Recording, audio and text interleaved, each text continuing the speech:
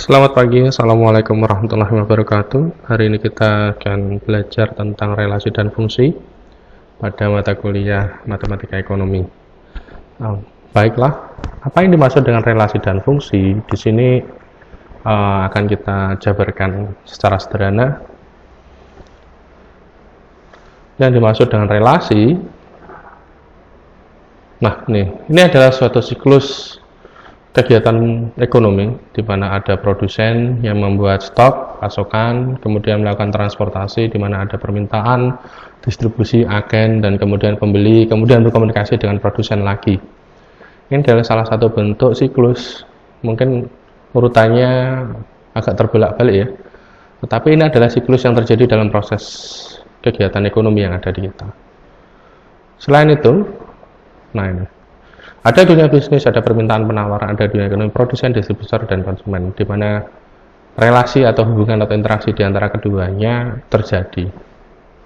Nah, hubungan di antara variabel ekonomi dan dunia bisnis ini dapat dinyatakan atau diformulasikan dalam model matematika yang disebut dengan fungsi.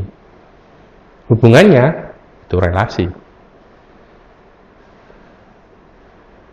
Dalam hal ini kita akan membahas bagaimana sebenarnya batasan antara relasi dan fungsi, bagaimana notasi fungsi, bagaimana nilai suatu fungsi, bagaimana grafik suatu fungsi, serta unsur dan macam-macam fungsi, baik itu fungsi umum ataupun fungsi khusus. Yang pertama, marilah kita bahas apa yang dimaksud dengan relasi. Relasi bisa kita ketahui dari kondisi seperti ini.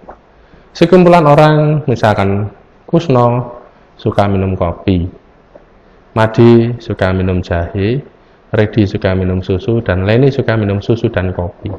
Dalam hal ini antara kelompok orang, yaitu himpunan A, dan kelompok minuman, yaitu himpunan B, jika kita pasangkan satu-satu atau lebih dari satu, maka terdapat suatu relasi atau hubungan. Kalau kita namakan hubungan ini disebut dengan hubungan sukawedang, maka relasi dan hubungan antara himpunan A dan himpunan B dapat digambarkan seperti ini. Ini adalah himpunan A, di mana isinya adalah nama-nama orang. Ini adalah himpunan B, di mana isinya adalah minuman-minuman. Nah, di sini memiliki relasi satu-satu atau lebih dari satu ya. Misalkan Kusno suka kopi, Made suka jahe, Redi suka susu, Leni suka susu juga, dan kebetulan Leni juga suka kopi. Maka di sini menunjukkan adanya sebuah relasi atau hubungan. Di dalam ekonomi tentunya hal ini juga ada peristiwa-peristiwa ekonomi yang saling berhubungan atau berelasi, dan relasi yang ada di dalamnya bisa kita berikan sebuah nama. Nah, untuk hal ini kita beri nama sukawedang. Kemudian relasi ini kalau kita ingin tuliskan dalam bentuk matematika bagaimana? Nah, ini anggota himpunannya jelas Kusno suka kopi, Made suka jahe, Redi suka susu, Leni suka kopi, Leni juga suka susu. Nah, kalau dituliskan dalam himpunan berbentuk notasi, maka dia akan menjadi seperti ini notasinya. R sama dengan himpunan X, Y, di mana X adalah anggota A dan Y adalah anggota B. Pasangan berurutan himpunannya seperti ini. Nah, R sama dengan seperti itu saja. Langsung. Terus ini juga bisa kita gambarkan dalam diagram kartesian. Garis X misalkan adalah himpunan A, garis Y adalah himpunan B, anggota himpunan A adalah Kusno, Made, Redi, Leni, himpunan B, kopi, susu, dan jahe.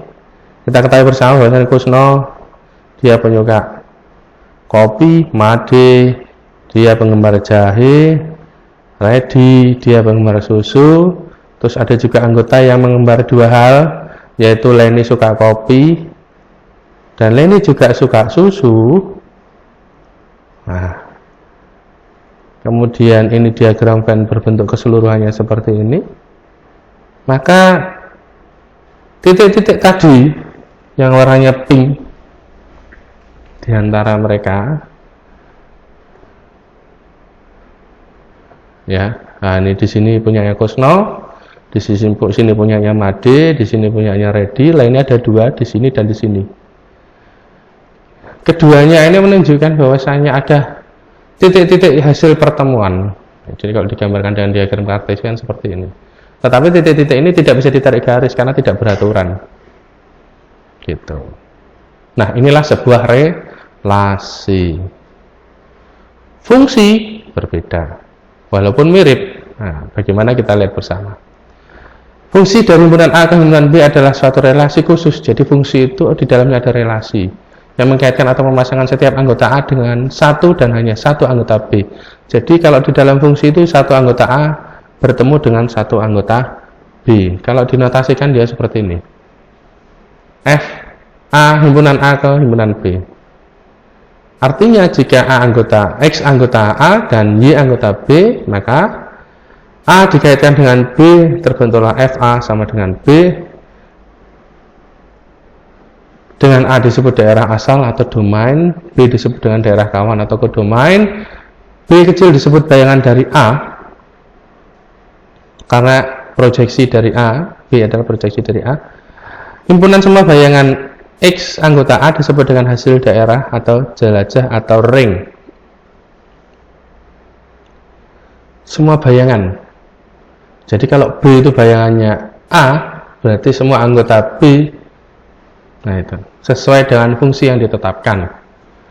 Nah, seperti halnya relasi, fungsi dapat dinyatakan dengan cara pertama diagram anak panah, dua pasangan berurutan, tiga diagram grafik kartesius. Contoh misalkan ya, bila ada A anggotanya, himpunan A anggota 1, 2, 3, B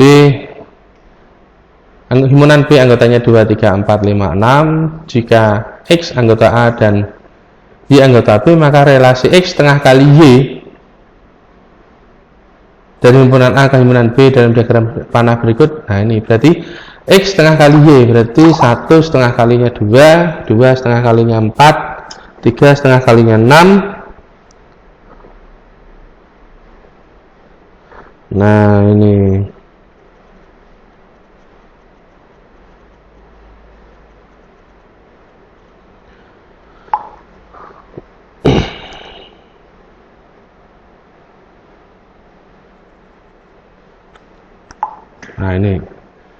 jadi kalau kita gambarkan dengan diagram, dia jadinya seperti ini. Nah bener kan, anggota A himpunan A 1 berarti setengah kalinya 2, 2 setengah kalinya 4, dan 3 setengah kalinya 6. Dan di sini dari A ke B dia hanya 1, berpasangan hanya sekali. Berikutnya lagi contoh, setiap anggota A dipasangkan tepat satu anggota B. Jadi relasi merupakan fungsi dari himpunan A ke himpunan B. 1, 2, 3 adalah daerah asal atau domain, 2, 3, 4, 5, 6 adalah daerah kawan atau kodomain. Dua anggota B nya adalah bayangan dari satu anggota A, betul. 4 anggota B nya adalah bayangan dari 2 di anggota A, betul. Jadi 2 ini daerah B ini bayangan dari 1 di daerah A, 4 ini bayangan dari 2 di area. Nah terus kemudian sama juga dengan 6, bayangan dari 3, berdasarkan kalimat bahwasanya setengah anggotanya dari Y, begitu.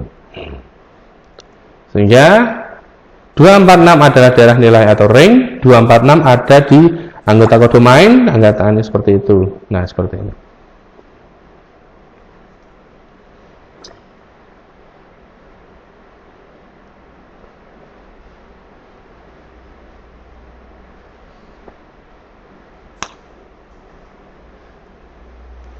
Nah ini kira-kira ini relasi apa fungsi? Kalau seperti ini berdasarkan definisi tadi, bahwasanya kalau relasi dia mungkin bisa lebih dari 1 dari A ke B, tapi kalau fungsi dia hanya 1 dari A ke B. Nah ini termasuk fungsi. Berikutnya ini juga termasuk fungsi, walaupun di B itu ada menerima 2 relasi dari pihak A, yaitu A dan B anggotanya sama-sama 5. Tuh. Ini dia relasi tetapi bukan fungsi. Kenapa? Di S itu memiliki dua bayangan, yaitu di 1 dan 3. Selanjutnya ini, nah ini juga bukan fungsi tapi merupakan sebuah relasi. Dan demikian kita bisa memahami bahwasanya antara relasi dan fungsi itu hampir mirip-mirip. Di dalam fungsi ada relasi, di dalam relasi belum tentu terbentuk sebuah fungsi. Jadi, nah ini relasi tidak ada aturan khusus untuk memasang setiap anggota himpunan daerah asal ke daerah kawan. Tetapi kalau fungsi itu ada aturan khususnya. Aturan ini mengharuskan setiap anggota himpunan daerah asal mempunyai pasangan dan hanya tepat satu di daerah kawannya atau kodomainnya atau daerah proyeksinya. Itu dengan demikian jelas bahwasanya fungsi merupakan suatu relasi dan suatu relasi belum tentu sebuah fungsi. Notasi dari sebuah fungsi, himpunan A himpunan B dapat dinyatakan dengan berikut: F sama dengan A anggota B. Apabila fungsi tersebut mengaitkan X anggota A dan Y anggota B, maka ditulis Fx sama dengan Y, Fx anggota Y. Misalkan fungsi tersebut mengaitkan X sama dengan 2X plus 5, di mana X anggota A dan 2X plus 5 adalah anggota Y sama dengan B, maka dapat ditulis persamaannya menjadi seperti ini. Fx sama dengan 2X plus 5, Fx sama dengan Y sama dengan 2X plus 5. Itu. Nah, ini kalau dilanjutkan lagi, seperti ini. Jadi kita identifikasi bersama bahwasanya domainnya yang mana? Nah, domainnya ada di X. X adalah domain. Kodomainnya di mana? Kodomainnya adalah di Y. Siapakah Y? 2X plus 5. Siapa daerah bayangan? 2X plus 5. Semua angka di mana X dimasukkan menghasilkan angka Y dalam persamaan ini, itu adalah daerah bayangan. Ringnya semua anggota Y. Nah, semua bayangan dari X merupakan ring. Nah, F sama dengan X, Y merupakan fungsi berurutan dari X, himpunan X, 2X plus 5. Nah, di mana X sama anggota Y ialah fungsi yang harganya diberikan Fx sama dengan 2X plus 5. Sementara X disebut variabel bebas dan Y disebut dengan variabel terikat karena angka X-nya bisa kita masukkan berapapun sesuai maunya kita, dan Y bergantung dari rumus 2X plus 5, maka disebut dengan variabel terikat. Nah, ini. Jadi nilai fungsi dari X, Y atau Y sama dengan X ditentukan oleh nilai X. Y-nya ditentukan oleh nilai X. Nilai suatu fungsi, bila suatu nilai X tertentu tersubstitusikan ke dalam rumus suatu fungsi Y, maka diperoleh nilai fungsi tersebut, nilai Y pada nilai X tersebut.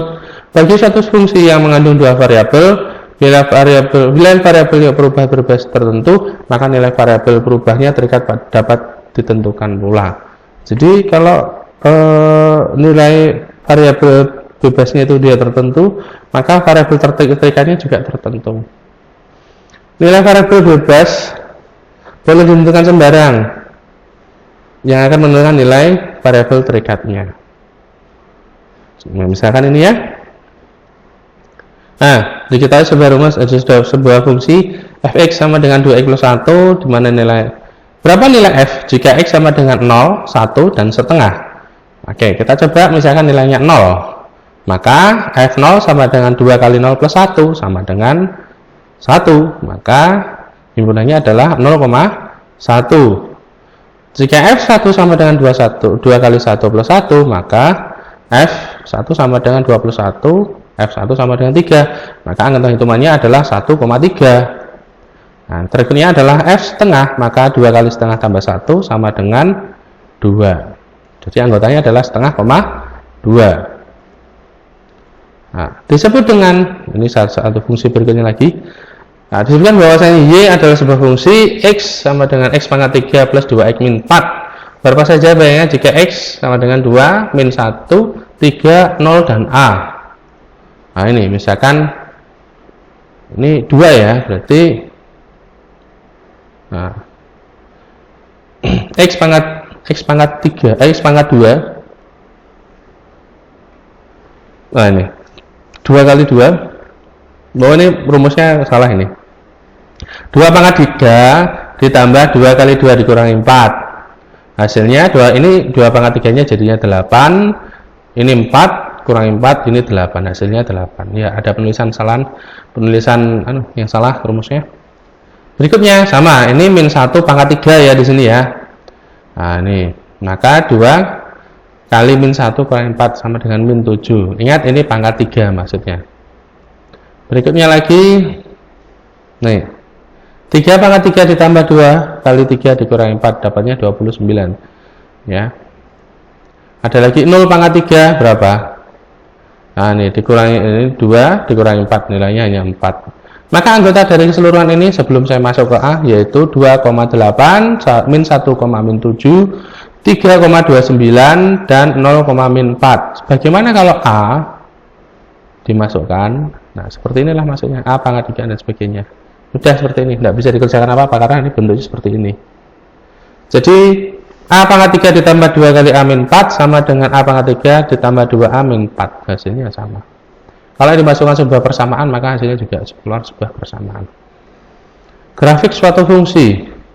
Kurva grafik suatu fungsi umumnya dapat dibuat dengan dua cara. Yang pertama, menentukan dengan cara menghubungkan titik-titik anggota himpunannya atau koordinatnya. Titik-titik yang dilalui kurva merupakan himpunan pasangan berurutan antara variabel bebas dan variabel terikat nilai fungsinya. Cara yang kedua yaitu menghubungkan titik penting kurva, yang mana titik penting itu adalah titik perpotokan dengan sumbu tegak dan sumbu datar, atau titik ekstrim kurva, atau titik belok, atau garis asimtot kalau ada. Nah, ini kalau garis perpotongan dengan sumbu tegak dan sumbu datar biasanya yang persamaan linear. Kalau titik ekstrim ini biasanya persamaan kuadrat ya. Titik belok atau nilai gradien ini ada, atau garis asimtot itu ada. Nah, jadi kurva-kurva suatu fungsi yang fungsinya berbentuk macam-macam tadi bisa dipakai. Kita coba mengerjakan satu ya. Nih, misalkan F anggota B, A anggota B, A himpunan anggota relasi B di mana X anggota A dan 2X min 1 adalah Y, di mana di anggota B. Grafiknya disuruh menentukan. Yang pertama, ini tentukan titik koordinat. Ini kita buat langkah 2, cari potongan. Kita pakai yang pertama dulu ya. Nah, ini. Jadi diketahui ini adalah garis fungsi linear ini. Oh, kepotong ini. Jadi ini. Nah, fungsinya adalah Y sama dengan 2X min 3. Kita masukkan angka-angka berikut ini, keluarnya di bawah ini. Jadi kalau kita masukkan min, nah ini 1 keluarnya min 5, 0 kita keluarnya min 3, 1 keluarnya min 1, 2, 1 dengan 3,3. Jadi anggota himpunannya ini. Ini min 1, min 5, 0, min 3, 1, min 1 sama 2,1 dan 3,3 kita buatkan dalam grafik kartesiannya. Nanti munculnya seperti ini. Nah, betul ya, garis linear. Titik-titik yang terhubung tadi kita bisa pakai untuk membentuk sebuah garis atau grafik. Nah, kita coba yang garis yang kedua, cara yang kedua. Titik potong fungsi pada sumbu tegak. Caranya bagaimana? Ya kita masukkan saja nilainya. Dinolkan saja. Misalkan X-nya 0. X-nya 0 berarti 2 kali 0 min 3. Berarti kalau X-nya 0, Y-nya min 3. Nah, ini jadi 0, min 3. Sekarang selanjutnya kita cari kalau Y-nya yang 0. Sumbu, nah ini. Jadi 0 sama dengan 2X min 3. Nah, ini 3-nya pindah ke sini jadi 2X sama dengan 3. X sama dengan 1,5 atau 3/2. Jadi titik potong dengan sumbu datarnya adalah 1,5,0. Ini kita masukkan seperti ini hasilnya. Ya, kalau Y-nya 0, di sini dia 0, min 3. Kalau yang ininya 0 berarti tadi kalau ininya 0 dia ketemunya di sini. Kalau ininya 0 dia ketemunya di sini 1,5. Gambarnya seperti ini. Misalkan lagi A bilangan real, B bilangan real juga. Tentukan di mana A sama dengan seperti itu 3 plus A kuadrat anggota B. Nah, rumusnya adalah Fx sama dengan 3 plus X kuadrat. Ini persamaan kuadrat ya. Cari titik himpunannya yang pertama. Ini kita masukkan. Ini dapatnya seperti ini. Ini pakai cara yang pertama. Jadi kita buat aja titik sembarang. Tapi kalau dari sini kan bisa kelihatan nih bahwasanya ini titik baliknya 1, karena koefisien X nya 1, berarti tinggal mencari aja. Pakai yang cara kedua, kita potong. Nah, kita mau bilang kurang D lebih dari kurang dari 1, maka kurva tidak memotong sumbu X. D nya dari mana hitung D nya? Ayo ingat lagi persamaan kuadrat. Sumbu simetrisnya X sama dengan 0, titik puncaknya adalah ini ya, 0,3. Kalau X nya dibuat 0, maka dia ada di 3. Titik lainnya yaitu ini, nah, keseimbangan bolak-balik di antara keduanya ya, 3,12 min 3, ini juga dia 12, 2,7 sama 2,7 ini harusnya. Nah ini 2,7, 13, ini bentuknya seperti ini, seret ya, hampir sama dengan persamaan kuadrat. Unsur dalam fungsi, unsur dalam suatu fungsi yaitu adanya perubah, ada variabel, ada parameter atau koefisien, ada konstanta ya. Ini hal-hal yang ada di dalam sebuah fungsi. Variabel berubah, suatu besaran nilai dapat berubah, atau besaran yang nilainya bervariasi berdasarkan sifatnya. Dalam suatu fungsi terdapat dua macam variabel, yaitu variabel bebas dan variabel terikat. Variabel bebas adalah variabel yang nilainya tidak bergantung dari nilai variabel lainnya, atau variabel yang nilainya boleh ditentukan sembarang. Sedangkan terikat, ya, ini bergantung dari rumus fungsinya. Sedangkan koefisien, nah ini bilangan atau konstanta tertentu yang nilai telah ditetapkan, yang tidak terikat langsung pada suatu variabel dalam sebuah fungsi, umumnya terletak di depan suatu variabel. Sedangkan konstanta, bilangan ada turut merubah bentuk dari fungsi, tapi tak terikat langsung dengan suatu variabel atau bilangan yang terdiri dari berdiri sendiri dalam suatu fungsi.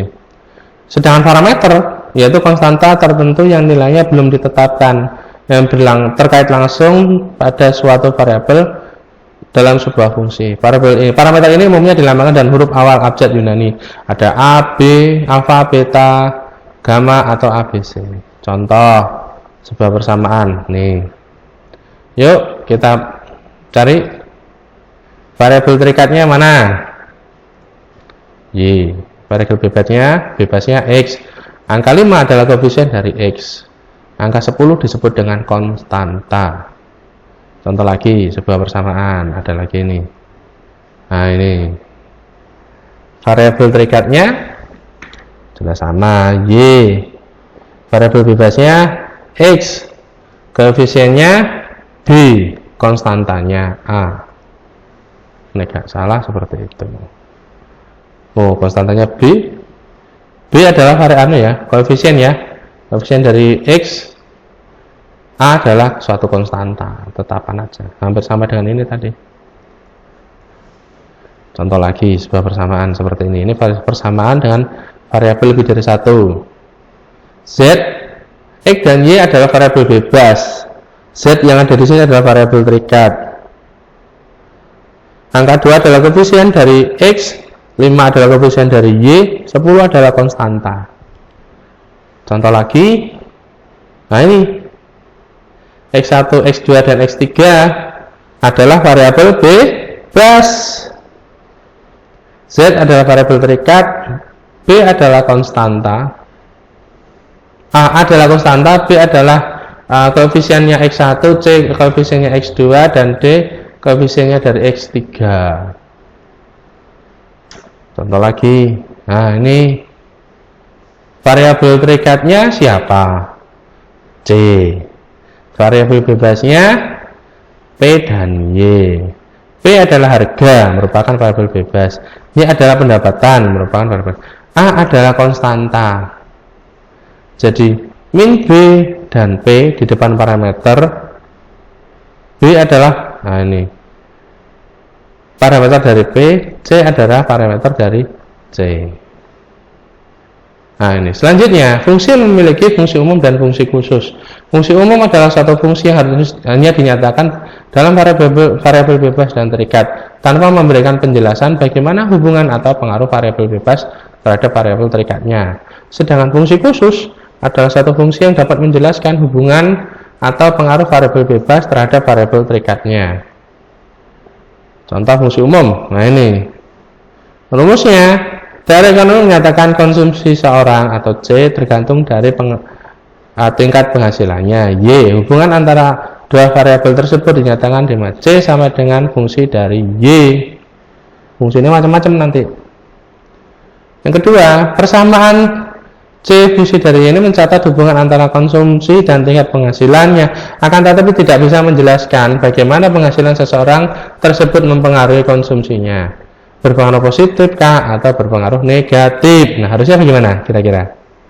Penghasilan pengaruh konsumsinya enggak? Biasanya orang penghasilannya semakin besar, maka konsumsinya juga semakin besar. Nah, itu. Nah, hubungan antara ekonomi ini fungsi khusus ya, di mana C sama dengan fungsi Y. Antara pendapatan seseorang konsumsinya dapat dinyatakan dengan fungsi khusus, misalnya sebagai berikut. Nah, Y sama dengan 200 plus 0,3 Y.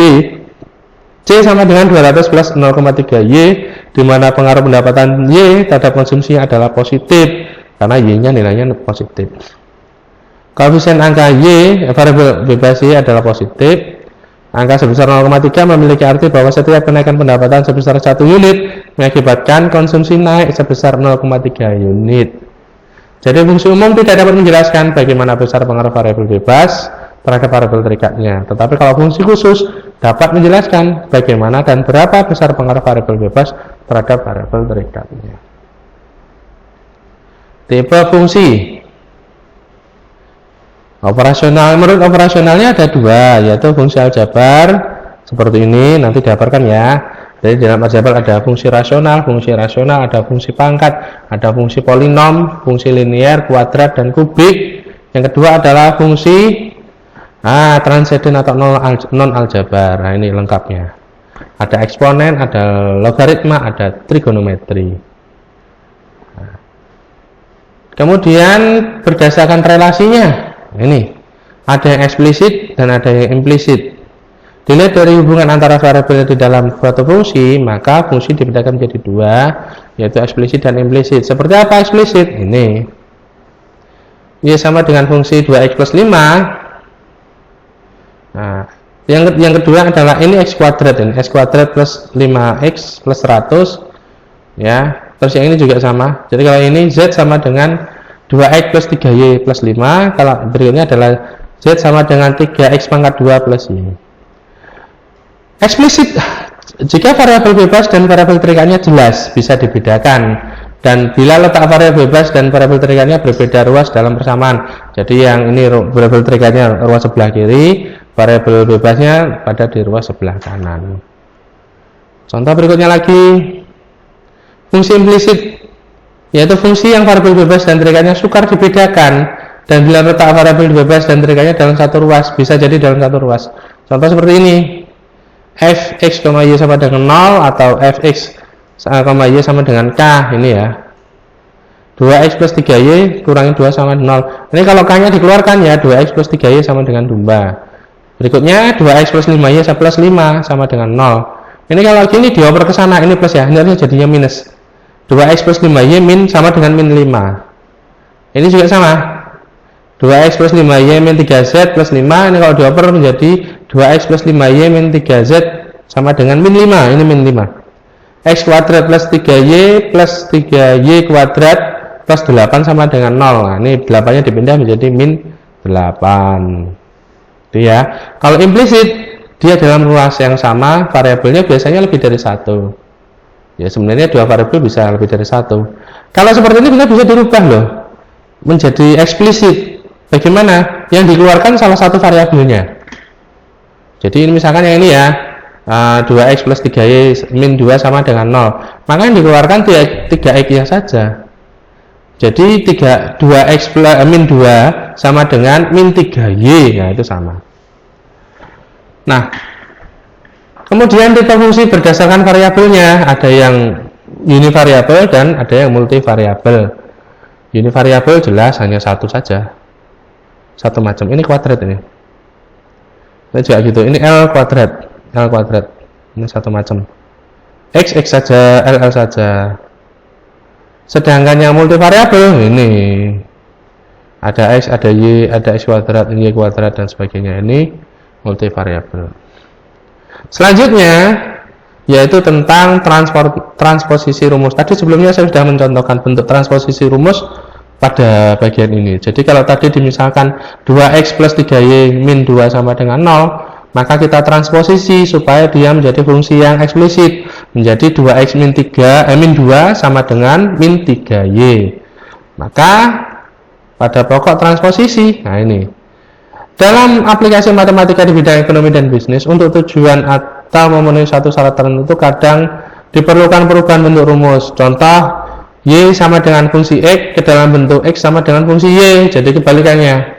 Menurut Jack Welch tahun 2006, ini menulis buku di tahun 2006, perubahan bentuk rumus demikian disebut dengan transposisi rumus. Misalnya diisyaratkan dalam fungsi total revenue R sama dengan fungsi Q, sementara diketahui fungsi permintaannya Q sama dengan fungsi P. Agar diperoleh R sama dengan fungsi Q, maka fungsi Q fungsi P harus dimanipulasi atau ditransposisi dulu ke dalam bentuk P sama dengan fungsi Q. Nah, ini contoh transposisi yang paling gampang. Nah, ini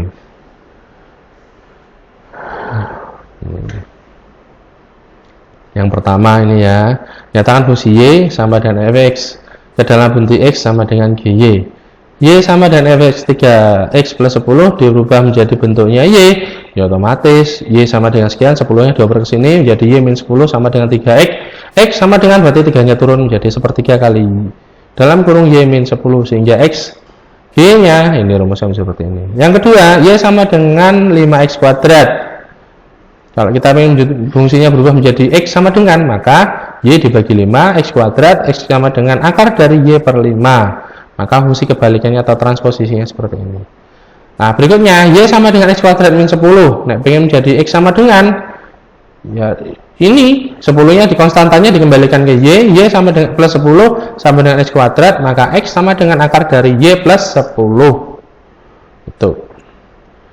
Fungsi versus persamaan. Secara singkat, fungsi dimaksud dengan relasi khusus, suatu relasi untuk setiap nilai variabel bebas hanya memberikan satu nilai variabel terikatnya. Jadi fungsi sebagai relasi, di mana di dalamnya ada relasi dengan peraturan tertentu. Sedangkan persamaan, nah ini kesamaan dua ekspresi ungkapan aljabar.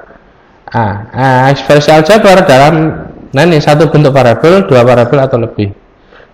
Jadi adanya ini hampir sama loh ya, fungsi dan persamaan. Kalau sebuah persamaan dianggap sebuah fungsi, maka dia harus punya anggota-anggota di dalamnya. Tetapi kalau sebuah persamaan saja, dia hanya sebuah ekspresi gitu aja.